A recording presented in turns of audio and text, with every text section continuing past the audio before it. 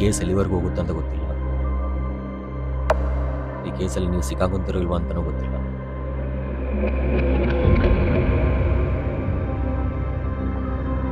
ಇದು ನಿಮ್ಮ ಹತ್ರನೇ ಇರಲಿ.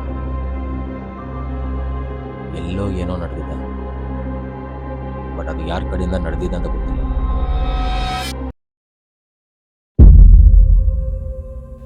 ಚರಣ್, ಸಾರಿ. ಅಮ್ಮ, ಅಪ್ಪ, ಸಾರಿ, ನನ್ನ ಕ್ಷಮಿಸಿ.